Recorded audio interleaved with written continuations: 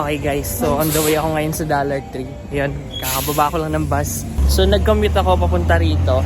And basically, it's been weeks ever since wala akong shift sa store namin. So it is actually quite unusual for me para tawagin ako ng manager ko ngayon. Well, basically kasi tinawagan ako ng manager ko kahapon. And she told me na available ba ako ngayon dahil gusto niya raw ako kausapin. Sa isip-isip ko naman, ano kayang dahilan bakit pa ako need papuntahan ni manager para lang kausapin niya ako dun sa store. And dun sinabi ko yung nag-iusap namin ni manager kay daddy at kay mommy, dalawa lang daw naisip nila.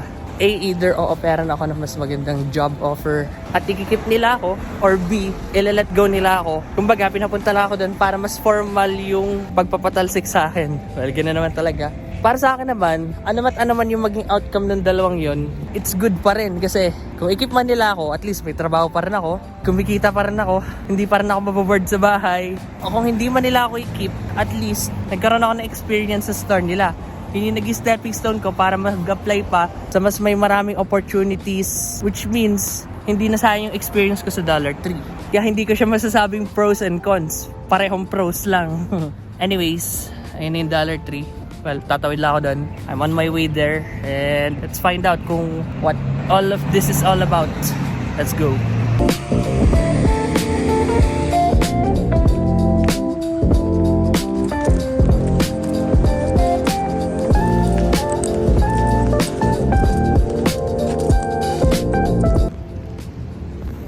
Okay guys, so nakalabas na ako. Medyo matagal-tagal din yung naging usapan namin ni manager sa loob. Well, at the same time, medyo tumulong din ako kasi medyo marami-rami ang tao sa loob. So, sa sideline muna ng kahit panandalian lang. Pero afterwards, yun na nga, nagkaroon kami ng conversation regarding sa magiging situation ko. Basically, if isa-sum up ko lahat ng sinabi sa akin ni manager, pagdating ng January and February, which is ngayon na yung January basically, babagal daw halos ang store, hihina. Kasi hindi nga naman seasonal, and unlike nung mga seasonal times, halimbawa Christmas, Valentine's, Easter, syempre dumadagsa ang mga tao, dumadagsa ang mga customers sa mga oras na yon. Pero yun, gaya nga nasabi manager, pagdating ng month ng January and February, babagal ang customer flow, hihina ang store, ang business, ganon. And with that being said, it's either kokonte or possible walang may bigay na shift sa akin per week or per month, which is yun yung pinaka worst case scenario kasi marami na kasi silang tao dito sa loob, so hinar lang nila for seasonal, gaya nga nasabi ko from one of my previous videos. And sinar lang nila for seasonal hanggang December lang talaga supposedly ang kontrata ko. And after December, it's either up to them whether ikikip nila ako or ito-terminate na nila ako. Pero with what happened today, medyo napaisip ako kasi nasa kalagitnaan ako ng either ikikip at ito-terminate. Depende rin kasi if either magkakaroon ako ng shift per week, per month, either meron, wala, either isa, dalawa, tatlo, either may mag-call in sick, ako ang papalit, either wala at all. Tinanong sa akin ni manager whether mag-continue pa rin ako, whether i-accept ko pa rin ba yung offer. Before I answer, tinanong ko muna kay ma'am, kay manager, if ever pwede ba akong maghanap ng second job kung sakali.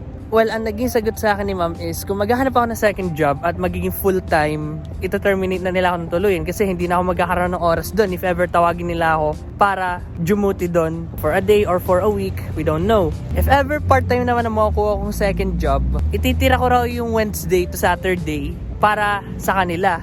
And yung Sunday to Tuesday, yun yung para sa second job ko. So, kaunti ng oras, di ba? And afterward, sinabi sa akin ni manager, ibibigyan niya raw ako ng 1 to 2 days para pag-isipan whether i-accept ko yung offer niya or hindi. Well, at first, sinabi ko na kagad na okay lang sa akin kasi itatry ko pa rin naman maghanap ng second job. Pero ngayon, napaisip tuloy ako. So, tingin nyo guys, anong may papayo nyo? If you have some advices or tips that you can give, feel free to comment them in the comment section. I will take a look into it. Sakali matulungan din ako na comment yung advices and tips din sa comment section, so feel free to do so. But anyways, this is just a short video with regards to what's been going on with me na ba here in Dollar Tree. Kung nag-shift pa rin ba ako, if I'm still working, and there you go. You already know the answer. Now I need your help. That would be all for this video. I hope you liked it, and if you did, make sure to leave a like, subscribe, and click that notification bell. May ba naman? What a way to start our new year. And I'll see you all in the next one. Goodbye.